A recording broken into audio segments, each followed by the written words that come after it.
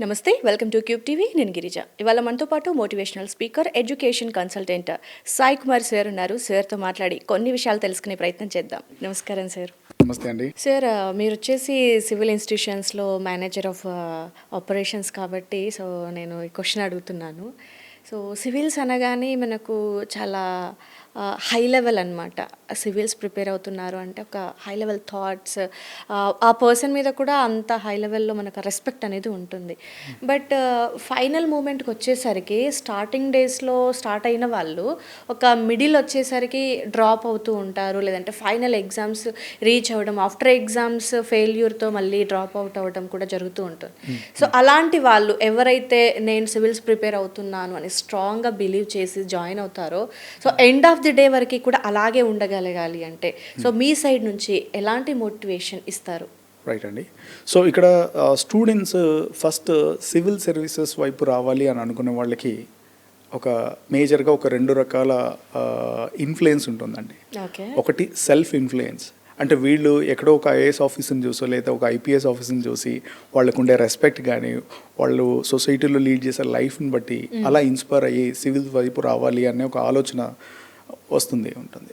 కొన్నిసార్లు కొంతమంది స్టూడెంట్స్ ఏంటంటే ఇప్పుడు ఆ పోకిరి సినిమా చూసిన తర్వాత కొంతమంది ఐఏఎస్ ఐపీఎస్ అని చెప్పేసి ఇలా కూడా ఇన్ఫ్లుయెన్స్ అయ్యి ఆ మూవీ ఇన్ఫ్లుయెన్స్ అయ్యి నేను కూడా సివిల్ సర్వెంట్ అవ్వాలి అనే కోణంలో కొంతమంది వస్తూ ఉంటారు. ఇంకొకటి ఏంటి అంటే మేజర్గా పేరెంట్స్ ఏంటంటే నేను చేయలేకపోయింది మీరు చేయాలి, నేను ఎప్పుడో లైఫ్లో ఐఏఎస్ అవ్వాలనుకున్నాను కుదరలేదు, నేను ఐపీఎస్ అవ్వాలనుకున్నాను కుదరలేదు, కాబట్టి నేను చేయలేను కాబట్టి నువ్వు చేయాలి. మరి నిజంగా ఆ అబ్బాయికి సివిల్ సర్వీసెస్ పైన అసలు అవగాహన ఉందా, అసలు సివిల్స్ ప్రిపేర్ అవ్వాలి అన్న ఇంట్రెస్ట్ ఉందా లేదా? మరి ఏమీ ఇంట్రెస్ట్ క్రియేట్ చేయకుండా నువ్వు సివిల్ సర్వెంట్ అయిపోవాలి, నేను చేయలేదు నువ్వు చేయాలి, అలా రుద్దటం అనేది చాలా వరకు తప్పండి. ఎందుకనంటే మీకున్న స్కిల్ మీ అబ్బాయికి లేదు, ఆర్ మీకున్న అవగాహన మీ అబ్బాయికి లేదనుకోండి. కాకపోతే ఆ అవగాహన కల్పించడం ఈ ఎగ్జామ్కి మేజర్గా ఒక 3 కాంపోనెంట్స్ మీద చూస్తూ ఉంటారు. First, what is that your skill, what is that your attitude, and what is that your knowledge. ఈ నాలెడ్జ్, స్కిల్, యాటిట్యూడ్, ఈ 3 కాంపోనెంట్స్ సూటబిలిటీ ఉందా లేదా యూపీఎస్సీ సివిల్ సర్వీసెస్కి? లేకపోతే మరి పేరెంట్స్గా మీరు వాళ్ళని సివిల్ సర్వెంట్గా చూడాలి అని అనుకున్నప్పుడు మరి మీరు ఈ పిల్లలకున్న యాటిట్యూడ్ ఏంటి? మళ్ళీ సివిల్ సర్వెంట్ అవ్వాలి అంటే ఎలాంటి యాటిట్యూడ్ ఉన్న పిల్లలు సెలెక్ట్ అవుతూ ఉన్నారు? ఈ పిల్లలకున్న అవగాహన అంటే నాలెడ్జ్ ఏంటి? మరి ఎలాంటి నాలెడ్జ్ గెయిన్ చేస్తే సివిల్ సర్వెంట్ సక్సెస్ చూడగలరు? రైట్. అండ్ ఈ పిల్లలకున్న స్కిల్ అంటే మీరు గత 15-20 సంవత్సరాల నుంచి దగ్గరగా ఉండి చూస్తూ ఉన్నారు కాబట్టి వాళ్లకు ఎలాంటి స్కిల్స్ ఉన్నాయి? Return skills, oral presentation skills, ఇలాంటి స్కిల్స్ ఏవి ఉన్నాయి ఏవి లేవు అనేది మీరు ఆబ్జెక్టివ్ కండిషన్లో మీరు ఖచ్చితంగా చూడగలరు. వీటి మీద అవగాహన మీరు ఫస్ట్ మీకు మీరుగా అవగాహన సృష్టించుకొని దాని విషయంలో మీరు ఆ పిల్లల్ని ముందుకు తీసుకెళ్తే అసలు సివిల్ సర్వీసెస్ అంటే ఏంటి, అసలు సివిల్ సర్వీసెస్ ఉద్యోగాలు ఎలా ఉంటాయి, అసలు మీకు సివిల్ సర్వెంట్ ర్యాంక్ వస్తే నీ లైఫ్ ఎలా ఉండబోతుంది, నీకు అక్కడ ఉన్న ఛాలెంజెస్ ఏముంటాయి, ఇన్ అండ్ అవుట్ మీరు ఒకవేళ స్టూడెంట్కి బీయింగ్ ఎ పేరెంట్ మీరు అబ్బాయికి కానీ అమ్మాయికి కానీ దాని గురించి పూర్తి అవగాహన ఇవ్వగలిగితే they can make a choice. Okay. వాళ్ళు చేసే చాయిస్ ఏంటి అంటే వాళ్ళకు పూర్తి అవగాహన ఉన్నప్పుడు మాత్రమే they can make a better choice. లేదా అమ్మ చెప్పారు లేదా నాన్న చెప్పారు అని చెప్పి బలవంతంగా ఏదో వచ్చేసి కోచింగ్ సెంటర్లో జాయిన్ అయిపోయి ఒక 6 months 1 year కోచింగ్ తీసుకొని ఇంకా అయిపోయింది మమ్మీ చెప్పింది చేశాను, నేను ఒక అటెంప్ట్ ఇచ్చాను అయిపోయింది నా వల్ల కాదు ఇంకా అని చెప్పేసి జంప్ అయిపోతూ ఉంటారు. అలా కాకుండా పేరెంట్గా మీ అబ్బాయిని కానీ అమ్మాయిని కానీ సివిల్ సర్వెంట్గా చూడాలి అని అనుకుంటే first you have to do some research. అంటే మీ అమ్మాయి పైన కానీ మీ అబ్బాయి పైన కానీ ఒక అవగాహన ఉంటుంది మీకు, వాళ్ళ నాలెడ్జ్ లెవెల్స్ ఏంటి, వాళ్ళ స్కిల్ లెవెల్స్ ఏంటి, వాళ్ళ యాటిట్యూడ్ లెవెల్స్ ఏంటి అనేది. వీటి మీద కొద్దిగా మీరు రీసెర్చ్ చేసి వాళ్ళలో ఒక మంచి ఇంట్రెస్ట్ క్రియేట్ చేయాలి. అంటే సివిల్ సర్వెంట్ అంటే లైఫ్ ఎలా ఉండబోతుంది, ఛాలెంజెస్, ప్రాక్టికల్ ఛాలెంజెస్ ఎలా ఉండబోతున్నాయి, వీటికి మేము అప్పుడప్పుడు వర్క్షాప్ చేస్తూ ఉంటాము. రియల్ టైమ్ ఛాలెంజెస్ ఎలా ఉంటాయి, how you have to face this examination strategies ఎలా వేసుకోవాలి, ఎలా ప్రిపేర్ అవ్వాలి అనే దాని మీద. కాబట్టి కొంతవరకు పేరెంట్స్ అవగాహన కల్పించుకొని పిల్లలకు ఆ రీసెర్చ్ చేసి దీని అవుట్కమ్ ఇలా ఉండబోతుంది, దీని ఇన్పుట్ ఇలా ఉండబోతుంది, మీరు ఇలా ప్రిపేర్ అవుతే ఇలా అవుతారు, సివిల్ సర్వెంట్ లైఫ్ ఇలా ఉంటుంది అని చెప్పి మీరు పూర్తి అవగాహన కలిగించినప్పుడు వాళ్లకు they can make a better choice. ఆ బెటర్ చాయిస్లో ఏంటి అని అంటే ప్యాషన్ డెవలప్ అవుతుంది. సో సివిల్ సర్వీసెస్ అనేది ఏంటి అంటే ఏదో ఒక ఇన్ఫ్లుయెన్స్తో ప్రిపేర్ అయ్యేది కాదు. ఓకే. సివిల్ సర్వీసెస్ అనేది ఒక ప్యాషనేట్గా ప్రిపేర్ అవ్వాల్సిన అవసరం ఉంటుంది. ప్యాషనేట్ అంటే ఏంటి, you have to love what you do. నువ్వు చేసేదాన్ని ప్రేమించాడు. సో ఈ చేసే దాంట్లో సివిల్ సర్వెంట్ అవ్వాలి అని అనుకుంటే అసలు నాకు ఎలాంటి నాలెడ్జ్ అవసరం, ఎలాంటి స్కిల్ అవసరం, ఎలాంటి యాటిట్యూడ్ అవసరం అనేది స్టూడెంట్ సెల్ఫ్ రియలైజేషన్ అవుతూ సెల్ఫ్ అవేర్నెస్ అనేది క్రియేట్ చేసుకుంటూ రావాలి. కాబట్టి దీంట్లో ఏంటి అంటే once you build your passion then you will be able to do wonders in this examination. Prepare అవ్వటం ఎగ్జామినేషన్ ఒక లెవెల్, సక్సెస్ అవ్వటం ఇంకో లెవెల్, దాని తర్వాత ఆ పొజిషన్ని లీడ్ చేయడం అనేది ఇంకో లెవెల్. సో ఫస్ట్ అటెంప్ట్ ఇచ్చాము, లేదంటే సెకండ్ అటెంప్ట్ ఇచ్చాము, ఇంకా మన వల్ల అవ్వలేదు, సో ఇంకా నేను డ్రాప్ అవుట్ అవుతాను అనుకునే వాళ్ళకి, అంటే డిమోట్ అయిన వాళ్ళకి, సో లేదు ఇంకా బెటర్ ఆప్షన్ ఉంది, better choice is there, so నేను ఇంకా మోటివేట్ చెయ్యాలి అనుకున్నప్పుడు బెటర్ చాయిస్ కోసం సో ఎలాంటి మోటివేట్ చేస్తారు సార్ స్టూడెంట్స్కి? సో ఇందులో స్టూడెంట్స్ ఏంటి అంటే ఫస్ట్ మా కజిన్ లేదా మా ఫ్రెండ్ 3 అటెంప్ట్స్ ఇచ్చారంట, ఒకసారి కూడా అవ్వలేదంట, సో నా వల్ల కూడా ఇంకా కాదేమో ముందుగానే ఊహించేసుకోవడం. సో అందులో పూర్తి అవగాహన లేకుండా ఏదో ఒక అపోహతో క్విట్ అవ్వటం. కొంతమంది అంటే సివిల్స్ చాలా టఫ్ అండి, ఇది మన వల్ల కాని పని. సో ఇప్పుడు మనకు ఒక గత 20 సంవత్సరాల నుంచి చూసుకుంటూ ఉంటే, 20-30 సంవత్సరాల నుంచి మనం తెలంగాణ ఏపీ స్టేట్స్ చూసుకుంటుంటే these guys are in a script either to become engineer or doctor. ఇవి రెండే కనిపిస్తూ ఉన్నాయి. మరి స్టూడెంట్స్లో చాలా ప్యాషనేట్గా అడ్మినిస్ట్రేటివ్ స్కిల్స్, మేనేజ్మెంట్ స్కిల్స్ ఉన్నాయి. సో వీళ్ళు అడ్మినిస్ట్రేషన్ వైపు రావాలనుకుంటున్నారు. సో మరి వాళ్ళు మీరు పేరెంట్గా మీరు గుర్తించారా వాళ్ళకు అడ్మినిస్ట్రేటివ్ స్కిల్స్ ఉన్నాయి, మేనేజ్మెంట్ స్కిల్స్ ఉన్నాయి, వీళ్ళు సివిల్ సర్వీసెస్ వైపు ఎలిజిబిలిటీ ఉంటుంది అని చెప్పేసి కొంచెం ఒక పేరెంట్గా గమనించాల్సిన అవసరం ఉంటుంది. సో నేనేమంటానంటే చాలామంది స్టూడెంట్స్ ఒక 1 year అటెంప్ట్ ఇచ్చేసి ఇంకా నా వల్ల కాదు ఇది, ఇంకా అందరూ అంటున్నారు ఇది నా వల్ల కాదు, ఇక వాళ్ళు అన్నది నిజమే అని చెప్పి వాళ్ళు అన్న మాటలను మీరు నిజం చేస్తున్నారు. అలా కాకుండా ఈ ఎగ్జామ్ నేను ప్రిపేర్ అయ్యాను, ఎగ్జామ్లో ఎక్కడో కొంత గ్యాప్స్ ఉంటాయండి. సక్సెస్ రాకపోవడానికి ప్రిపరేషన్లో, ఎఫర్ట్స్లో ఎక్కడో కొన్ని లోపాలు ఉంటాయి. సో ఆ ప్రిపరేషన్లో లోపాలు ఉన్నప్పుడు మాత్రమే మీరు సక్సెస్ చూడలేరు. కాబట్టి ఈ ఎగ్జామినేషన్ వాట్ ఇట్ డిమాండ్స్, ఈ ఎగ్జామినేషన్ కావాల్సిన ఏం డిమాండ్స్ ఉన్నాయి. ఇప్పుడు ఒక ఎగ్జామ్ మనం ప్రిలిమ్స్ ఎగ్జామ్స్ చూసుకుందాం, ఇందులో 2 పేపర్స్ ఉంటాయి. ఓకే, జిఎస్ అండ్ సిసాట్ ఉంటుంది. సో ఈ చాలామంది ఏంటి అని అంటే ఈ సిసాట్ అంటే నాన్ మ్యాథ్ బ్యాక్గ్రౌండ్ ఉన్న వాళ్ళు సిసాట్ బాగా చేయలేరు. అదే బీటెక్ బ్యాక్గ్రౌండ్ నుంచి కానీ ఇలాంటి మ్యాథ్స్ బ్యాక్గ్రౌండ్ ఉన్న వాళ్ళు సిసాట్ బాగా చేయగలరు. సో మ్యాథ్స్ బ్యాక్గ్రౌండ్ ఉన్న వాళ్ళు ఏమో జిఎస్ బాగా చేయలేరు ఎగ్జామ్. అదేవిధంగా ఆర్ట్స్ బ్యాక్గ్రౌండ్ ఉన్న వాళ్ళు మ్యాథ్స్ బాగా చేయలేరు. సో ఈ కాన్ఫ్లిక్ట్ ఆఫ్ డెఫినెట్గా ఇంట్రెస్ట్ ఉంటుంది అండి. కాకపోతే ఏంటి అంటే వీళ్ళు day 1 నుంచి చాలా లైట్ తీసుకోవడం మొదలు పెడతారు. ఈ ఎగ్జామ్కి ప్రతిరోజు రేపు ఎగ్జామ్ ఉంది అనే విధంగా చదువుకోగలిగితే ఖచ్చితంగా వాళ్ళు సక్సెస్ చూస్తారు. కాకపోతే ఈ ఎగ్జామినేషన్ డిమాండ్ ఏంటి, ఈ ఎగ్జామినేషన్ మీకు ఇంతకుముందు మనం అనుకున్నట్టుగా ఈ ఎగ్జామినేషన్ని యాటిట్యూడ్ లెవెల్స్ ఇంటర్వ్యూలో చెక్ చేస్తారు. దాని తర్వాత డిస్క్రిప్టివ్ మెథడ్ అంటే ఆన్సర్ రైటింగ్. సో ప్రజెంటేషన్ అనేది ఒక ఆన్సర్ అనేది ఎలా రాయాలి, ఒక ఎగ్జామినర్ని ఎలా ఇంప్రెస్ చేయాలి, నీకున్న పూర్తి చాలామంది ఏంటంటే ఒక క్వశ్చన్ చదవగానే without identifying the demand of the question they start dumping the information. So examiner will not look into what amount of knowledge that you presented there, he will be looking at whether it is to the point or not. So ఆ answer writing అనేది చాలా మందికి practice ఉండకపోవడం వల్ల వాళ్ళు అక్కడ fail అవుతూ ఉంటారు. సో ఇంకొకటి ఏంటి అని అంటే నాలెడ్జ్, అంటే బుక్స్ ఎక్కువగా చదివేస్తే నేను సక్సెస్ అయిపోతాను. సివిల్స్ అనగానే మినిమం 18 hours లేదంటే ఒక 12 hours మినిమం ప్రాక్టీసింగ్ కోసం బుక్స్ రీడింగ్ ఉండాలి ఖచ్చితంగా అంటారు. సో అది ఎంతవరకు కరెక్ట్ అంటారు సార్? ఇందులో మీరు 18 hours చదవడం, 15 hours చదవడం అంటే నేను ఒక ఎగ్జాంపుల్ చెప్తాను. There is a person called Lalitaditya in the year of 2017-18 బ్యాచ్లో. అబ్బాయి ఎప్పుడు రోజు 2 లేదా 3 గంటల కంటే ఎక్కువ చదివేవాడు కాదు. ఎంతసేపు ఆ క్రికెట్ ఆడేవాడు అనమాట. చాలాసార్లు మేము గమనిస్తూ ఉన్నాం ఈ అబ్బాయి వచ్చిన పర్పస్ ఏంటి, చేస్తున్న పార్ట్ ఏంటి అనేది. సో చాలామంది ఇంకొక అబ్బాయి ఉండేవాడు రాజ్ కుమార్ అని చెప్పేసి.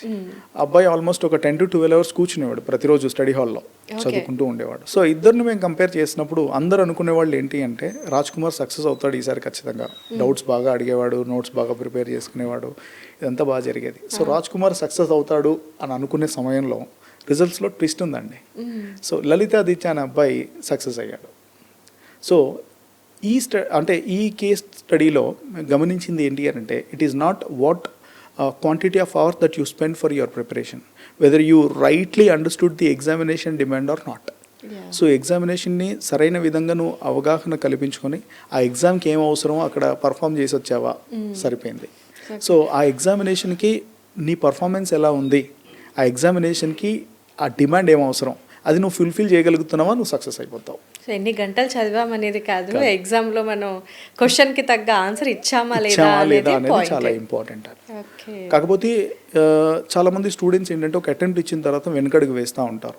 No no no no, failure is the stepping stone towards the success of UPSC. So one who fails will be eligible for success. Super. So fail అవ్వటం అనేది మన లోపాలను ఎత్తి చూపిస్తూ ఉంది. సొసైటీలో మనం తగ్గిపోం, మన విలువలు ఏమైనా తగ్గిపోవు. చాలామంది సక్సెస్ అయ్యే వాళ్ళందరూ ఫస్ట్ ఫెయిల్యూర్నే చూస్తూ ఉంటారు. సో ఫెయిల్యూర్ చూడడం వల్ల అనేది it's a learning point for us. ఇంకా జీవితానికి పులి స్టాప్ కాదు, జీవితం అసలైన జీవితం అక్కడి నుంచి చూడగలిగే ఫెయిల్యూర్ నుంచే స్టార్ట్ అవుతుంది. కాబట్టి ఈ ఎగ్జామినేషన్లో నేను సక్సెస్ అవ్వలేకపోయాను అని ఆలోచించడం కన్నా నా ప్రిపరేషన్లో ఉన్న లోపాలు ఏంటి అనేది గమనించుకోవాల్సిన అవసరం ఉంటుంది.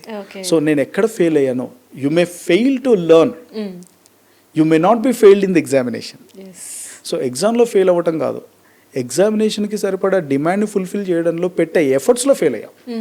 కాబట్టి ఆ ఎఫర్ట్స్ ఎక్కడ లోపాలు ఉన్నాయి, అసలు నేను చదవాల్సింది సరిగ్గా చదివానా, నా అవగాహన ఏముందో. కొన్నిసార్లు మన మైండ్లో కొద్దిగా థీమ్ చదివిన, కాన్సెప్ట్ని చదివిన కొద్దిగా, అంటే ఆ కాన్సెప్ట్ ఆఫ్ థీమ్ మనం చదివిన తర్వాత మనకు ఓవర్ కాన్ఫిడెన్స్ వస్తూ ఉంటుంది. నాకు అన్నీ తెలుసు, ఇది ఇంత బాగా రాసేస్తాము అని.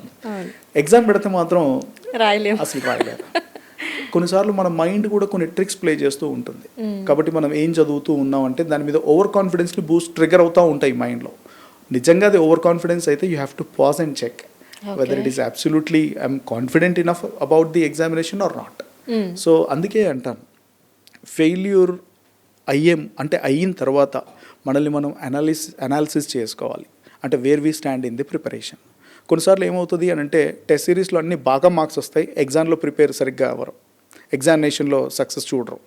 సో దీన్ని మనము ఈ ఎగ్జామినేషన్కి కావాల్సిన అవగాహన, ఆ ఎగ్జామినేషన్కి అక్కడ ఉన్న డిమాండ్స్ ఏంటి అనేది నువ్వు సరిగ్గా అర్థం చేసుకోగలిగితే అది ఖచ్చితంగా నువ్వు ఎగ్జామ్లో సక్సెస్ అవుతావు. ఒకసారి ఫెయిల్ అయ్యావు, 2 సార్లు ఫెయిల్ అయ్యావు, 3 సార్లు ఫెయిల్ అయ్యావు, నేను ఇంతే అని ఒక సినిమాలో రవితేజ డైలాగ్ ఉంటుంది. It is a very inspirational story. మనం ఫెయిల్ అయినా మన ప్రయత్నం ఆగదు, మన సక్సెస్ అయినా మన ప్రయత్నం ఆగదు. సో ప్రయత్నం ఆగనంత వరకు నీ సక్సెస్ నీ రాకుండా ఉండదు, ఖచ్చితంగా వస్తుంది. ఒక్కసారి డిసైడ్ అవుతున్న మాట నేనే వినడం. చాలామంది మూవీ అంటే ఆ మూవీలో ఉండే డైలాగ్ మేబీ అని అనిపిస్తుంది, కానీ ఈ డైలాగ్ మనం రియల్ లైఫ్లో అప్లై చేసుకుంటే that will definitely lead us towards success. So మనము గివ్ అప్ అనేది చాలా చాలా ప్రమాదం అండి. ఎందుకంటే ఒక సంవత్సరం ప్రిపేర్ అయ్యి, ఒక 2 సంవత్సరాలు ప్రిపేర్ అయ్యి, ఎంతో టైం, ఎంతో ఎఫర్ట్, పేరెంట్స్కి ఒకవేళ ఫైనాన్షియల్గా అఫోర్డబిలిటీ లేకపోయినా చాలా కష్టపడి పిల్లల్ని చదివించాలి, ఏదో ఒకటి చేస్తారు అని వీళ్ళు 1 ఇయర్లో 2 ఇయర్లో ఫెయిల్యూర్ చూసి గివ్ అప్ అవ్వటం అనేది చాలా ప్రమాదం. ఆ గివ్ అప్లో అసలు ఎందుకు అవ్వాలి, అసలు ఎక్కడ నా ప్రిపరేషన్లో లోపం ఉందనేది గమనించుకోగలిగితే ఖచ్చితంగా దాన్ని మళ్ళీ రీస్టోర్, అంటే we have to reframe the mind set, we have to reframe the preparation strategy. So ఆ ప్రిపరేషన్ స్ట్రాటజీని మనం మళ్ళీ ఇంకోసారి అనాలిసిస్ చేసి అది ఎంతవరకు మనం ఎగ్జిక్యూట్ చేస్తున్నాం, ప్రాక్టికాలిటీ అందులో ఉందా లేదా అనేది. కొంతమంది ఏంటంటే ఒక 15 గంటల షెడ్యూల్ వేసుకుంటారు, కానీ చదివేది ఒక 3 గంటలు 2 గంటలు ఉంటుంది, మిగతా సరిగ్గా మొబైల్ చూడడమే సరిపోతూ ఉంటుంది. అంటే ఆ భ్రమలో ఉంటారు, నేను 14 గంటలు చదివాను, 13 గంటలు చదివాను. కానీ రియల్ ప్రొడక్టివిటీ మనం చూస్తే కరెక్ట్గా చూస్తే ఒక 2 hours 2.5 hours కూడా ఉండదు. కాబట్టి ప్రిపేర్ అవుతూ ఉన్నప్పుడు డిస్ట్రాక్షన్ ఉండకూడదు అని అనుకుంటే ఫస్ట్ మొబైల్స్, ల్యాప్టాప్స్ అన్నీ పక్కన ఉండాలి. అది అవతల రూమ్లో ఉండాలి, మీరు ఇంకో రూమ్లో ఉండాలి. సో ఇలా ఉండగలిగినప్పుడు ఏమవుతుంది అంటే మీ ప్రిపరేషన్లో ప్రొడక్టివిటీ పెరుగుతూ ఉంటుంది. సో ఎవ్రీ 1 hour దాని టైం మేనేజ్మెంట్ అనేది చాలా చాలా ఇంపార్టెంట్. కాబట్టి టైం మేనేజ్మెంట్ ప్రిపరేషన్లో చాలా ప్రధాన పాత్ర వహిస్తూ ఉంటుంది. సో ప్రిపరేషన్ ఎన్ని గంటలు ప్రిపేర్ అవుతున్నావు అన్న దానికన్నా ఎంత క్వాంటిఫైడ్గా ప్రిపేర్ అవుతున్నావు అనేది ఇంపార్టెంట్. ఓకే. సో క్వాంటిఫైడ్గా అనేది చాలా చాలా important. At the same time quality is also very important. 14 గంటలు కూర్చున్నాను అని మనల్ని భ్రమలో పెట్టుకోవడం కన్నా 14 గంటల్లో how many hours that I'm productive in learning అని మనం ఆలోచించుకోగలిగితే ఖచ్చితంగా ప్రిపరేషన్ అనేది చాలా ప్రొడక్టివ్గా ఉంటుంది. ఓకే. సో ఇది మనకు సివిల్స్ అనే కాదు, గ్రూప్స్ అవ్వనివ్వండి, లేదంటే ఫర్దర్ స్టడీస్ మనం ర్యాంకర్ హోల్డర్స్గా అవ్వాలి అనుకున్నప్పుడు సో టైం మేనేజ్మెంట్ అనేది చాలా అవసరం. సో ఈ టైం మేనేజ్మెంట్ ఎలా సెట్ చేసుకోవాలి యాజ్ ఎ స్టూడెంట్స్? సో ఒక్కసారి తెలియజేస్తారా సార్? సో ఈ టైం మేనేజ్మెంట్ అనేది చాలా చాలా ఇంపార్టెంట్ అండి ప్రిపరేషన్లో. కొన్నిసార్లు ఏమవుతుంది అని అంటే కొన్ని కాన్సెప్ట్స్ అర్థం కాకుండా చాలా ఎక్కువ టైం ఇస్తూ ఉంటారు. కాకపోతే ఈ ప్రిపరేషన్కి సంబంధించిన ఫర్ ఎగ్జాంపుల్ ఒక 5 to 6 సబ్జెక్ట్స్ ఉన్నాయి అనుకుందాం ఒక ఎగ్జామినేషన్కి. 6 సబ్జెక్ట్స్లో మనం మొత్తం టాపిక్స్ మనం ఒక్కో సబ్జెక్ట్ పరంగా మనం తీసుకుంటూ ఉంటాం. ఒక 100 టాపిక్స్ ఉన్నాయి అని అనుకుందాం ఒక సబ్జెక్ట్. మొత్తం కలిపి ఒక 600 టాపిక్స్ ఉంటాయి. సో ఈ 600 టాపిక్స్కి మీరు నిర్ణయించే కాల వ్యవధి ఎంత? మీరు 1 monthలో ప్రిపేర్ అవ్వాలా, 6 monthsలో ప్రిపేర్ అవ్వాలా, 1 yearలో ప్రిపేర్ అవ్వాలా, 1.5 yearలో ప్రిపేర్ అవ్వాలా? మీకున్న ఏజ్ ఏంటి? మీకు ఏ ఇయర్లో మీరు ఎగ్జామ్ రాయబోతున్నారు? Any competitive examination. సో ఏ ఇయర్లో ఉన్నారు అనేది మీరు టైం డెడ్ లైన్ పెట్టుకొని ప్రిపేర్ అవ్వడం చాలా మంచిది. ఫర్ ఎగ్జాంపుల్ ఒక 10 months అనుకుందాం ఫర్ ఎగ్జాంపుల్. సో 10 months మీరు ప్రిపేర్ అవుతూ ఉన్నారనేది మీరు target time deadline time fix చేస్తున్నారు. So 10 months divided by 600 topics. Okay. So per month వచ్చేసి 60 టాపిక్స్ కంప్లీట్ చేయాల్సిన అవసరం ఉంటుంది డివైడెడ్ బై 1 month. సో ఖచ్చితంగా పర్ డే 2 టాపిక్స్ కంప్లీట్ చేయాల్సిన అవసరం ఉంటుంది. సో ఇలా ఏదైనా ప్రిపరేషన్ ఉన్నప్పుడు మనకు ఎగ్జామినేషన్ ఏ కాంపిటేటివ్ ఎగ్జామ్ అయినా కానీ ఆ ఎగ్జామినేషన్ డిమాండ్ ఏంటి, అది ఎక్కడెక్కడ ఎలాంటి డిమాండ్స్ని ఎక్స్పెక్ట్ చేస్తుంది, నా నుంచి ఏమి ఎక్స్పెక్ట్ చేస్తుంది యాజ్ అన్ కాంపిటేటివ్ ఎగ్జామినేషన్ అనేది మనం దాని పూర్తి అవగాహన తీసుకొని ఇంటిగ్రేటెడ్ అప్రోచ్ అనేది చాలా ఇంపార్టెంట్. ఇందులో ఇప్పుడు యూపీఎస్సీ సివిల్ సర్వీసెస్ తీసుకుంటే మీ aptitude parts are very very important. దాని తర్వాత written presentation is very very important. దాని తర్వాత oral presentation is very very important. So ఈ 3 areasలో మీరు నిత్యం వర్క్ చేస్తూ ఉండాల్సిన అవసరం ఉంటుంది. మిగతా కాంపిటేటివ్ ఎగ్జామ్స్కి కూడా. సో మీరు మీ ప్రిపరేషన్కి సంబంధించి ఏదో బుక్స్ చదివేస్తే నాకు నాలెడ్జ్ వచ్చేస్తే నేను ఎగ్జామ్ రాసేస్తాను, తప్పు. ఈ ఎగ్జామినేషన్కి కావాల్సిన ఇంటిగ్రేటెడ్ అప్రోచ్ అంటే ఎవ్రీడే ఒక 6 to 7 hours ప్రిపేర్ అవుతూ ఉన్నప్పుడు ఒక 1 to 2 hours for your oral presentation, ఒక 1 to 2 hours for your return presentation, ఒక 1 to 2 hours for your aptitude presentation. So ఇలాంటి అన్నిటికీ టైం కేటాయిస్తూ ఇంటిగ్రేటెడ్గా ప్రిపేర్ అవ్వడం అనేది it can improve your skill, it can improve your knowledge, it can improve your attitude as well. So ఈ examination ఎలాంటి mind సెట్తో prepare అవ్వాలి అనేది చాలా చాలా ఇంపార్టెంట్. కొన్నిసార్లు ప్రిపరేషన్ మొదలెట్టిన తర్వాత డిస్ట్రాక్టెడ్ వరల్డ్ ఉంటూ ఉంటుంది. కొన్నిసార్లు ఫ్రెండ్స్ ఈరోజు ఏం చదువుతావులే, ఇంకో దగ్గరికి వెళ్దాం, లేకపోతే ఇంకోటి ఏం చేద్దాం, ఏదో ఫంక్షన్స్ ఉంటాయి, ఇలా చాలా చాలా రకాలుగా ఉంటాయి. దీంట్లో కమిట్మెంట్ అనేది చాలా చాలా ఇంపార్టెంట్. సో ఈ కమిట్మెంట్ లేకపోతే మనం ఎలాంటి ఎగ్జామినేషన్లో రాణించగలం. చాలామంది అంటారు హార్డ్ వర్క్ చేస్తే సక్సెస్ అవుతావు. హార్డ్ వర్క్ అనేది ఏంటి? కష్టపడితే వస్తుంది. ఏదైనా కానీ కష్టపడుతున్నావు అంటే నువ్వు ఇష్టపడట్లేదని అర్థం. జీవితంలో ఏదైనా నువ్వు సాధించాలి అనుకుంటే ఇష్టపడితేనే చాలా సాధ్యమవుతుంది. కష్టపడితే జీవితంలో ఏది సాధించలేవు, కానీ ఇష్టపడితే మాత్రం నువ్వు అనుకున్న దానికంటే ఎక్కువ సాధించగలవు. So this is what is the true passion. దాన్ని నువ్వు చేస్తున్న దాన్ని ఇష్టపడుతూ చేస్తూ ఉన్నప్పుడు, ప్రేమిస్తూ చేస్తూ ఉన్నప్పుడు నువ్వు ఒక ఫ్లోలో వెళ్తూ ఉంటావు. కాబట్టి ఆ ఫ్లో అనేది very very important. Unless until you become a passionate towards something else you will not be able to do that. కాబట్టి నేనేం చేస్తున్నాను, ఇది నెవర్ బిఫోర్ ఆపర్చునిటీ, ఇంకోసారి నాకు ఈ అవకాశం దొరకదు, ఇదే వన్ టైం ఆపర్చునిటీ అనుకుని నువ్వు మోటివేట్ చేసుకొని ముందుకెళ్తూ ఉంటే ఏ కాంపిటేటివ్ ఎగ్జామ్ అయినా సరే టైం అనేది చాలా చాలా ఇంపార్టెంట్. సో ఈ టైంని సరిగ్గా ప్రాపర్గా డివైడ్ చేసుకొని ఆ రోజుకి ఈరోజు ఫర్ ఎగ్జాంపుల్ ఈరోజు 2 టాపిక్స్ ఉన్నాయి, ఒక 5 days మీరు ముందుకెళ్తూ ఒక 5 days 6 days ప్లాన్ చేసుకున్నారు. ఈ వీక్ మొత్తం ప్లాన్ ఉంది, మొత్తం కలిపి ఒక 12 టాపిక్స్ కంప్లీట్ చేయాలి along with the attitude development and skill development. So topics నేర్చుకోవడంతో పాటు దానికి కావాల్సిన స్కిల్ ఏంటి, దానికి కావాల్సిన మిగతా ఏరియాస్ ఏంటి అనే దాని మీద వర్క్ చేస్తూ ఉన్నాం. Suppose on a Sunday you are going to some event, ఆ రోజుకి మీరు ప్లాన్ చేసుకోవాల్సిన షెడ్యూల్ ఏంటంటే ఎస్కేప్ అవుతుంది. సో అందులో ఎస్కేప్ అయిన తర్వాత ఏమవుతుంది అని అంటే మండేకి నిన్నటికి 2 టాపిక్స్ ఉన్నాయి కదా అని చెప్పేసి డిలే అవుతుంది. సో మండే ఏమవుతుంది, ఆటోమేటిక్గా ప్రెషర్ ఇంక్రీజ్ అవుతుంది. నిన్నటి 2 టాపిక్స్ ఉన్నాయి, ఈరోజు 2 టాపిక్స్ ఉన్నాయి. పొరపాటున అది మనకు మైండ్లో ఏమవుతుందంటే అమ్మ 4 టాపిక్స్ చదవాలా ఈరోజు అని ఒక తెలియని భయం, మనకు తెలియకుండానే మనలో ఆ భయం ట్రిగర్ అవుతూ ఉంటాం. సో ఈ భయం వల్ల ఏమవుతుంది అని అంటే చదవాల్సింది కూడా ఆ రోజు మండే ప్రొడక్టివిటీ కూడా దెబ్బతింటుంది, సండే ప్రొడక్టివిటీ దెబ్బతింటుంది. అలా రోల్ ఓవర్ అవుతున్న కొద్దిగా ఒక 1 వీక్ చూస్తారు 15-20 టాపిక్స్ ఉండిపోతాయి. ఇది భయం వేసి ఇంకా ప్రిపరేషనే క్విట్ చేయాలి అనే ఒక ఆలోచనలోకి వెళ్ళిపోతూ ఉంటుంది. It's a mind trap. కాబట్టి ఈ ట్రాప్ని అవాయిడ్ చేయాలి అని అంటే if you can put your sincere effort towards your plan, first you have to execute your plan and then go out. Sunday plan ఉంది, బయటికి వెళ్ళాల్సింది, మండే టు ఫ్రైడే స్కెడ్యూల్లో ఆర్ మండే టు సాటర్డే స్కెడ్యూల్లో cover చేసేయాలి. Sunday you need to be free. అప్పుడు ఏమవుతుంది, Monday fresh topics ఉంటాయి మళ్ళీ. కాబట్టి ఎవ్రీడే ప్రిపరేషన్ అనేది you have to enjoy the process of learning, otherwise nobody will make you to come and enjoy, right? So preparation అనేది కష్టపడితే నాకు ఏదో వచ్చేస్తుంది, కష్టపడుతున్నావు అని అంటే అది కొంతవరకు ఓకే, బట్ ఇష్టపడితే ఇంకా ఎక్కువగా రాణించగలవు, ఇంకా అద్భుతమైన ఫలితాలను చూడగలవు. ఇది నేను ఇచ్చే సలహా. ఓకే. అయితే మనకి రిటర్న్ టెస్ట్ వరకు ఓకే సార్, ఎంత ఎఫర్ట్ పెట్టాలి, ఎంత మనకు కావాలి అనేది చెక్ చేసుకుంటాం. రిటర్న్ టెస్ట్లో ఆఫ్టర్ పాస్ అవుతాం అనుకోండి. ఆఫ్టర్ దట్ మెయిన్గా ఫెయిల్యూర్ అయ్యేది ఎక్కడ అంటే ఇంటర్వ్యూ అటెంప్ట్ అంటారు. సో అంటే ఇంటర్వ్యూ అనేది పెద్ద బేసిక్గా చూసుకుంటే ఏదీ ఉండదు, మనం జస్ట్ వెళ్తాము, కూర్చుంటాం, మాట్లాడతారు. అయినా సరే వాళ్ళు అడిగే క్వశ్చన్ కావచ్చు, లేదంటే ఆ ప్రజెంటేషన్లో ఎక్కడ స్టార్ట్ అవుతుందో తెలియదు, కానీ మొత్తం చాలా వరకు అప్సెట్ అయిన సందర్భాలు ఎక్కువగా కనిపిస్తూ ఉంటాయి. సో ఈ ఇంటర్వ్యూ అటెంప్ట్ అనేది అసలు ఎలా స్టార్ట్ చేసుకోవాలి, ఎలా ఎండ్ చేయాలి, సో ఇంటరాక్షన్ ఎలా ఉంటే బెటర్ అంటారు? ఫస్ట్ ఇంటర్వ్యూలో వచ్చే క్వశ్చన్స్ వీళ్ళు ముందుగానే ఊహించే ఒక mind, pre determined mind set ఉంటుందండి.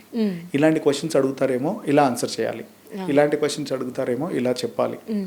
సో ఎప్పుడైనా సరే ఆ స్క్రిప్ట్ అనేది మన మైండ్కి ప్రిపేర్ చేసి ఇస్తే అన్ఎక్స్పెక్టెడ్ క్వశ్చన్స్ వచ్చినప్పుడు యూ విల్ ఫంబల్. సో అందుకే ఎప్పుడైనా సరే we need to be fully present and we need to be very mindful there. And then క్వశ్చన్స్ని పూర్తిగా విని అర్థం చేసుకున్న తర్వాత ఒక 10 to 20 seconds గ్యాప్ ఇచ్చి ఆన్సర్ చేయడం చాలా మంచిది. చాలామంది ఏంటంటే ఇన్స్టెంట్గా ఆన్సర్ ఇవ్వడం మొదలు పెడతా ఉంటారు. క్వశ్చన్ కూడా కంప్లీట్ కాదు, ఇన్స్టెంట్గా ఆన్సర్ ఇవ్వడం మొదలు పెడతాం. అలా కాకుండా పూర్తి అవగాహనతో ఆ క్వశ్చన్లో ఉన్న డిమాండ్ ఏంటి, హిడెన్ డిమాండ్ కూడా ఉంటుంది, కొన్నిసార్లు ట్రిక్కీ క్వశ్చన్స్ ఉంటాయి. సో ఆ క్వశ్చన్స్ని ఎలా ఆన్సర్ చేస్తే బాగుంటుంది అనేది నీకు ఒక అవగాహన ఉండాలి. సో బేసిక్గా మీరు హానెస్టీగా ఆన్సర్ చేయడం చాలా మంచిది. ఫస్ట్ ఉన్నది ఉన్నట్టు చెప్పడం, తెలిస్తే తెలిసింది లేదా తెలియదు. If you start beating around the bush you're out of the race.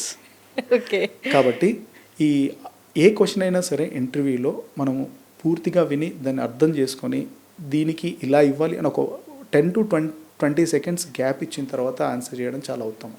ఎందుకంటే mind will frame it's answers. లేకపోతే మనం వాళ్ళు అడిగింది ఒకటి ఉంటుంది, ఇంకోటి చెప్పింది ఇంకోలా ఉంటుంది. కాకపోతే మిస్ మ్యాచ్ వచ్చినప్పుడు ఖచ్చితంగా you may get very less marks.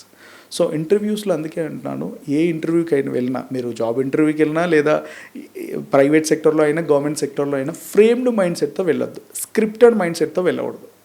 Unit to be fully free and unit to be ఆ హూందాగా ఆన్సర్ చేయగలిగే శక్తి సామర్థ్యాలు నాకు ఉన్నాయని నమ్మాలి. First I can answer any question with highest honesty.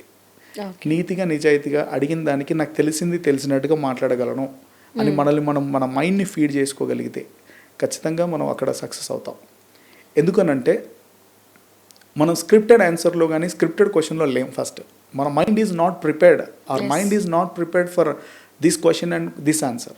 So ఈ క్వశ్చన్కి ఇదే ఆన్సర్, ఈ క్వశ్చన్కి ఇదే. మన ఎగ్జామ్లో చాలామంది ఏంటంటారు, మోడల్ పేపర్స్ చదివేసి ఈ క్వశ్చన్ వస్తే ఇలా ఆన్సర్ చేస్తా, ఆ క్వశ్చన్ వస్తే ఇలా ఆన్సర్ చేస్తా. సో ఆ గెస్ మీద ఎప్పుడు ఏ ఇంటర్వ్యూకి వెళ్ళకూడదు. సో అంటే ఈ అపోహలు ఎందుకు వస్తాయంటే, అంటే ఈ భయం ఎందుకు వస్తుంది ఇంటర్వ్యూ అంటే, ఫస్ట్ వీళ్ళు ఏం అడుగుతారో, నాకు తెలియంది ఏదైనా అడుగుతారేమో, తెలియని దానికి నేను ఆన్సర్ చేయకపోతే వీళ్ళు నాకు మార్క్స్ వేయరేమో, లేదా నేను సెలెక్ట్ అవ్వనేమో, ఈ అపోహలు మాత్రమే. సో ఈ mind will create that type of దాన్ని ఏమంటారంటే ఒక ట్రాప్ క్రియేట్ చేస్తుంది. ఆ ట్రాప్లో మనం పడిపోతాం. నిజంగా ఏదంటే అవును వీళ్ళు అడిగింది నాకు తెలియంది, ఏమైనా క్వశ్చన్ అడిగితే నేను ఏం ఆన్సర్ చేయాలి, నేను ఇది అడగకపోతే ఏమవుతుందో, అది అడగకపోతే ఏమవుతుందో, ఆ భయాలు అపోహల్లో ఉంటాం. ఇందులో ఏమవుతుందంటే యాక్చువల్గా మనకు ఆ స్ట్రెంగ్త్ ఉండి, ఆ ఇంటర్వ్యూని ఫేస్ చేసే శక్తి సామర్థ్యాలు ఉండి, ఆ ఇంటర్వ్యూని ఫేస్ చేసే స్కిల్ ఉండి, ఆ ఇంటర్వ్యూని ఫేస్ చేసే నాలెడ్జ్ ఉండి కూడా ఫెయిల్ అవుతూ ఉంటాం. ఎందుకంటే it's a mind trick. Okay. So let us not be a trap, I mean get into the trap of mind. Mind ఏం ఆలోచిస్తుంది అనే దాన్ని మనం చాలా కాన్షియస్గా ఉండాలి. ఇంటర్వ్యూకి వెళ్ళే ముందు we have to feed our mind stating that I can answer any question, you are my supportive. అంటే ఇందులో ఏంటి అంటే mind can be a friend, a mind can be an enemy.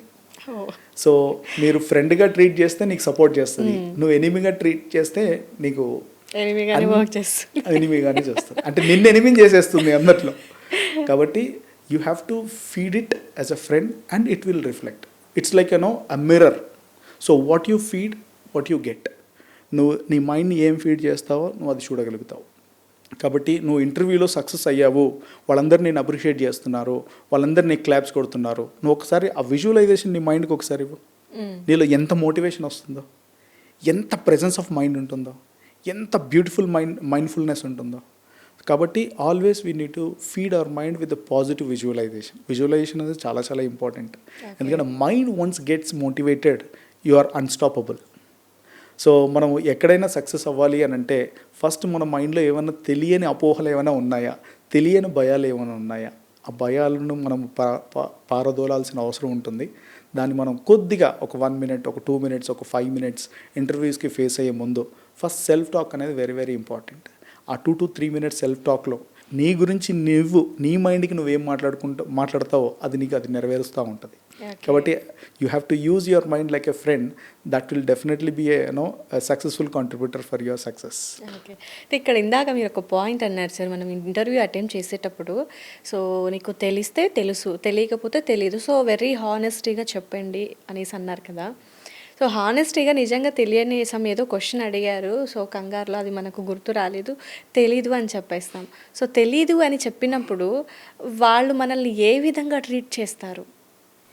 So ఇక్కడ ఏమవుతుంది అని అంటే నీకు తెలియదన్నంత మాత్రాన నేను తెలివి తక్కువగా చూసే అవకాశాలు చాలా తక్కువగా ఉంటాయి. ఓకే. ఎందుకనంటే ఆ ఏరియాలో you are trying to you are trying to say that this is what I don't know, this is what I know. ఇది నాకు తెలుసు, ఇది నాకు తెలియలేదు. So you are trying to create a kind of answer which is very honest answer. అంటే నీతిగా నిజాయితీగా ఇది నాకు తెలుసు, ఇది తెలియదు అనేది నువ్వు చెప్పగలిగినప్పుడు అందులో నీకు నీ నిజాయితీని మాత్రమే చూస్తారు, నీలో అవగాహన లోపం ఉంది అని మాత్రం చూడరు. ఓకే. ఎందుకనంటే నీలో అవగాహన ఎంతవరకు ఉంది అనేది టెస్ట్ చేయడం కన్నా నువ్వు ఎంత స్మార్ట్గా ప్రజెంట్ చేస్తున్నావు అనేది ఇంపార్టెంట్. ఓకే. కాబట్టి smart presenters are always be successful. And ఇంకొకటి ఇక్కడ చిన్న పాయింట్ ఉంది సార్, సో కాన్ఫిడెన్స్ లెవెల్స్ కూడా చెక్ చేస్తారు అనేది.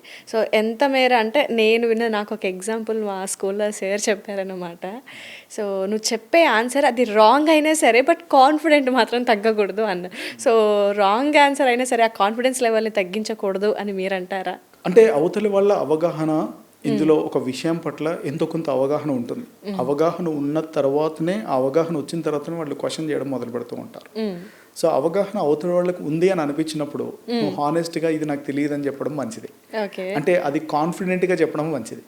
అంటే ఒక అబద్ధాన్ని నువ్వు కాన్ఫిడెంట్గా చెప్పినంత మాత్రాన ఒక నిజం అయిపోదు కదా. కాబట్టి ఒక అబద్ధాన్ని చెప్పినప్పుడు అది కాన్ఫిడెంట్గా చెప్పడం, ఒక అబద్ధాన్ని నిజం చేసి చెప్తున్నప్పుడు అది అవతల వాళ్ళ అవగాహన లేదన్నప్పుడు నువ్వు చెప్పడం అది కొంతవరకు కరెక్ట్. అవతల వాళ్ళకు ఉంది అది అవగాహన అన్నప్పుడు నువ్వు దొరికిపోతావు. అంటే అబద్ధాలను కూడా ఇంత కాన్ఫిడెంట్గా మాట్లాడుతున్నావు అని అంటే ఫ్యూచర్లో నువ్వు ఇంకేదైనా అంటే థాట్ ఎక్కడికో వెళ్ళిపోతుంది ఖచ్చితంగా. అంటే కొన్ని మైండ్ రీడింగ్స్లో ఎలా ఉంటుంది అని అంటే ఒక అబద్ధాన్ని నిజంగా నువ్వు బల్లగుద్దు చెప్తూ ఉన్నప్పుడు ఇందులో నీ నిజాయితీ లేదని తెలుస్తుంది. రెండవది ఏంటి అని అంటే ఒక క్రిటికల్ థింకింగ్ అనేది నీలో లేదు. అంటే అవతల వాళ్ళకి ఇది నేను ఒక అబద్ధం చెప్తున్నాను, ఎథికల్గా మోరల్గా ఇది కరెక్ట్ కాదు అనేది నువ్వు కనీసం నీకు అవగాహన లేకుండా మాట్లాడుతూ ఉన్నావు. ఇది ఖచ్చితంగా ముమ్మాటికి సరైంది కాదు. కాకపోతే నువ్వు చెప్పాల్సిన అబద్ధం కూడా అది అవతల వాళ్ళకి అవగాహన ఉందా లేదా అనేది చూసుకొని చెప్పడం అనేది స్మార్ట్ ప్రజెంటర్. అంటే ఓకే, మీరు చెప్పింది పాయింట్. నేను చెప్పిన విషయం ఏంటి అంటే సార్, ఫర్ ఎగ్జాంపుల్ ఒక పర్సన్ ఇంటర్వ్యూ అటెంప్ట్ అయ్యే ముందు కొన్ని స్టెప్స్ ఎక్కేసి వెళ్ళిపోయాడు హడావిడిగా. సో వాళ్ళు అదే క్వశ్చన్ అడిగారు, ఎన్ని స్టెప్స్ ఎక్కావు, ఎన్ని స్టెప్స్ ఉన్నాయి అనేసి. సో తను అది గెస్ చేయలేడు, అసలు ఆ స్టెప్స్ ఎప్పుడు కౌంట్ చేసుకోలేరు. బట్ ఇన్నే ఉన్నాయి అని ఒక గెస్సింగ్ త్రూ చెప్పాడు. దట్టు అది చాలా కాన్ఫిడెంట్గా చెప్పాడు. అది రైటా రాంగా వాళ్ళు కౌంట్ చేస్తారా, ఇతను కౌంట్ చేసుకున్నాడా అనేది సెకండరీ. బట్ కాన్ఫిడెన్స్ లెవెల్ని వాళ్ళు చెక్ చేసినప్పుడు, సో ఆ కాన్ఫిడెన్స్ లెవెల్ చాలా స్ట్రాంగ్గా ఉంది, ఓకే అని వాళ్ళు ఎస్ చెప్పేలాగా ఒక ఇంటర్వ్యూ అటెంప్ట్ జరిగింది అని నేను విన్నాను అనమాట. సో దాని గురించి నేను అడిగాను. సో ఇందులో అక్కడ స్మార్ట్ ఆన్సర్ ఏంటి అని అంటే, మీరు ఎక్కేటప్పుడు ఎన్ని మెట్లు ఎక్కారు అని అన్నారు. కౌంట్ చెప్తే ఒకవేళ ప్లస్ అయినా మైనస్ అయినా అది తప్పైపోతుంది. అంటే నువ్వు చెప్పేది సరిగ్గా లేదు అని అనే అవకాశం ఉంటుంది. స్మార్ట్ ఆన్సర్ ఏంటి అని అంటే, దానికి ఇచ్చిన స్టూడెంట్ ఆన్సర్ ఏంటి అంటే, నేను ఎక్కేటప్పుడు ఎన్ని స్టెప్స్ ఉన్నాయో దిగేటప్పుడు అన్ని స్టెప్స్ ఉంటాయి, అదే నా ఆన్సర్ అని చెప్పి ఉన్నారు. కాబట్టి that can be the smart answer which has been really impressed the people to give a good marks. Okay. So interview attend చేయాలి అంటే ఆ స్మార్ట్నెస్ చాలా అవసరం అయితే. చాలా okay, very useful topic sir. ఎందుకంటే చూసే వాళ్ళకి ఖచ్చితంగా సివిల్స్ ఈ మధ్య కాలంలో బాగా వింటుంది ఏదైనా ఉంది అంటే, ఒక 3-4 ఇయర్స్ నుంచి సివిల్స్ గ్రూప్స్లో చాలా బాగా రాణిస్తున్నారు, చాలా టాప్ ర్యాంకర్స్ ఉన్నారు అనేది. సో వాళ్ళకి చాలా అవసరం అనమాట ఇంటర్వ్యూ అటెంప్ట్ కానివ్వండి, సివిల్ ప్రిపరేషన్స్ కానివ్వండి, టైం మేనేజ్మెంట్. సో ఈ టాపిక్స్ నిజంగా వాళ్ళ కోసం ఎస్పెషల్గా అనొచ్చు, లేదా ఫర్దర్గా ఏదైనా ఇంటర్వ్యూ అటెంప్ట్ అయ్యే వాళ్ళకి కావచ్చు, లేదంటే ఫర్దర్గా అదర్ జాబ్స్ కాంపిటేటివ్ ఎగ్జామ్స్కి ప్రిపేర్ అయ్యే వాళ్ళకి కూడా నిజంగా వెరీ యూస్ఫుల్ కంటెంట్ మీరు మా కోసం ఇచ్చారు sir. Thank you so much అండి. లాస్ట్ బట్ నాట్ లీస్ట్, ఎవరైనా ఏ కాంపిటేటివ్ ఎగ్జామ్ అయినా రాయాలి అని అనుకుంటే ఫస్ట్ కొంతవరకు రీసెర్చ్ అవసరం అండి. ఎందుకంటే ఒక్కసారి డిసిషన్ తీసుకున్న తర్వాత స్టెప్ బ్యాక్ అనేది నీ లైఫ్లో నువ్వు చూడకూడదు, వేయకూడదు. ఓకే. ఎందుకంటే స్టెప్ బ్యాక్ వేయడమే ఫెయిల్యూర్, స్టెప్ ఫార్వర్డే ఉండాలి. రివర్స్ నెవర్ రివర్స్ అంటే ఏంటి, ఒక్కసారి మీరు డిసిషన్ తీసుకుంటే దానికి కమిట్ అయ్యి ఇది వచ్చే వరకు వదిలేదే లేదు, ఏదేమైనా సరే నేను లైఫ్లో ఇది సాధించి తీరతాను, ఏదేమైనా కానీ నేను సాధించి తీరతాను, ఎన్ని ఒడిదుడుకులు వచ్చినా నేను ఇది I can face of this challenge అని అనుకున్నప్పుడు ఖచ్చితంగా సాధించగలవు. కానీ ఎప్పుడైనా నా చుట్టూ చాలా సమస్యలు ఉన్నాయి, నాకు చాలా ప్రాబ్లమ్స్ ఉన్నాయి, మా ఇంట్లో ఫైనాన్షియల్ కండిషన్ బాగాలేదు, నాకు ఈ కండిషన్ లేదు, నేను అనుకున్నవి ఇలా లేవు, అన్ని కంఫర్ట్స్ ఉన్నప్పుడు నువ్వు ఇలాంటి ఎగ్జామినేషన్ కానీ ఇలాంటి కాంపిటేటివ్ ఎగ్జామినేషన్ ప్రిపేర్ అవ్వడం కూడా సరైనది కాదు. అవసరం లేదు అసలు. అన్ని కంఫర్ట్స్ లేనప్పుడే నువ్వు ఏదో ఒకటి చేయగలవు. కాబట్టి when there is a end for something there is a beginning. కాబట్టి ఫెయిల్యూర్ని మీరు ఫెయిల్యూర్గా చూడకుండా there is an other chance for me to get succeeded అని ఆలోచించుకోగలగాలి. అది ఆలోచించగలిగినప్పుడు నువ్వు ఖచ్చితంగా నువ్వు సక్సెస్ అవుతావు. కాబట్టి ఏ కాంపిటేటివ్ ఎగ్జామ్ అయినా కానీ మీ ఫ్యూచర్లో ఏ ప్లాన్ చేసుకున్నా కానీ first you need to have a blue print. నేను నా ఏజ్ ఎంత, ఇప్పుడు నేను ఏ కాంపిటేటివ్ ఎగ్జామ్ ప్రిపేర్ అవ్వాలి, దీనికి సంబంధించిన ఫ్రీక్వెంట్ నోటిఫికేషన్స్ ఏమున్నాయి, సో ఎన్ని ఇయర్స్లో నేను ఇది క్లియర్ చేయాలి, నాకున్న ప్రిపరేషన్ టైం ఎంత, నాకున్న రిసోర్సెస్ ఏమున్నాయి, నేను ఎంత టైంలో ఏం ప్రిపేర్ అవ్వాలి అనే విషయాన్ని మీరు సరిగ్గా ఒక ప్లాన్ చేసుకొని ఆ ప్లాన్ ప్రకారమే ఎట్టి పరిస్థితుల్లో తూచా తప్పకుండా ఆ రోజు భూకంపం వచ్చినా సరే ఆ రోజు అనుకున్న షెడ్యూల్ ఆ రోజు కంప్లీట్ అయిపోవాలి. సో ఇలాంటి హై కమిట్మెంట్ లెవెల్స్తో మీరు వర్క్ చేస్తే ఖచ్చితంగా you will definitely see the success.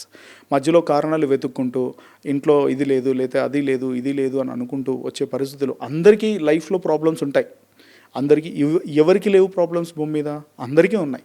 కాకపోతే how you are able to overcome your problems and how you are able to laser focus, అంటే నీ ఎగ్జామినేషన్ దృష్ట్యా నీకు ఎలాంటి ఏకాగ్రతతో ముందుకెళ్తున్నావు, ఎలాంటి ప్రణాళికలను నువ్వు ఆచరిస్తూ ఉన్నావు, ఎలా సక్సెస్ అవ్వాలి అనేది నీ ఆలోచన మొత్తం, నీ మైండ్ మొత్తం అదే ఉండాలి. పొద్దున్న లేస్తే రాత్రి పడుకునే వరకు సుమారుగా ఒక 60,000 ఆలోచనలు వస్తాయి. కానీ ఇందులో ఏ ఆలోచనలు నీ ఎగ్జామ్ వైపు, నీ గోల్ వైపు నేను నడిపిస్తున్నాయి అనేది నువ్వు చూసుకోవాల్సిన అవసరం ఉంటుంది.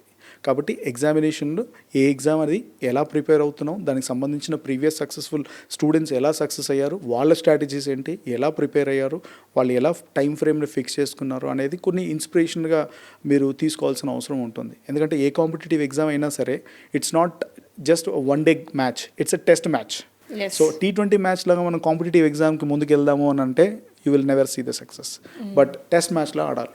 సో మీరు ఒకసారి డిసైడ్ అయ్యే ముందే ఆలోచించుకోండి, ఇది నేను మధ్యలో క్విట్ అవ్వాల్సి వస్తే నా ప్లాన్ 2 ఏంటి, ఈ మధ్యలో ఇంకోటి ఇది అవుతే నా ప్లాన్ 3 ఏంటి. సో నా రిసోర్సెస్ నాకు సహకరించినప్పుడు, నా పరిస్థితులు నాకు సహకరించినప్పుడు నేను ఒకవేళ క్విట్ అవుతే ఇంకోటి ఏం చేయాలి. So I will tell you one example. A movie director, one who makes a good movie, he will see the movie in his mind well structured in before. Okay. So ఓ frame, for example Rajamouli గారు movie తీశారు. Every screen has been involved lot many thoughts. So ఒక చిన్న సీన్ని ఒక 100 సీన్లు మైండ్లో create చేసుకొని అందులో బెస్ట్ సీన్ను బయటికి తీస్తారు. సో ఓ మూవీ మేకింగ్లో ఒక డైరెక్టర్ అంతగా ఆలోచించగలిగినప్పుడు నీ లైఫ్కి నువ్వే డైరెక్టర్ అయినప్పుడు నువ్వు every frame of your life, every day of your life ఎంత బ్యూటిఫుల్గా నువ్వు క్రాఫ్ట్ చేసుకునే శక్తి సామర్థ్యాలు నీకుంటాయి ఆలోచించు. కాబట్టి నీ లైఫ్ అనే మూవీకి నువ్వే డైరెక్టర్. సో ఆ డైరెక్టర్గా నువ్వు ఎలా సక్సెస్ అవ్వాలి అనేది, నువ్వు ఏం చేస్తున్నావు, ఎలా చేస్తున్నావు, ఎంత బాగా నీ లైఫ్ పండించగలుగుతున్నావు అనేది you are the creator of your destiny. కాబట్టి ప్రతి డేని నువ్వు ఎంత బ్యూటిఫుల్గా వాడుకుంటూ ఉన్నావు, ఎంత ప్రొడక్టివ్గా నువ్వు వాడుకుంటున్నావు, నీ సమయాన్ని నువ్వు వాడుకుంటున్నావు. Life is not life, life is time. So టైంని నువ్వు ఎంత సరిగ్గా వాడుకుంటున్నావు, నువ్వు టైంని దేనికోసం ఇన్వెస్ట్ చేస్తూ ఉన్నావు.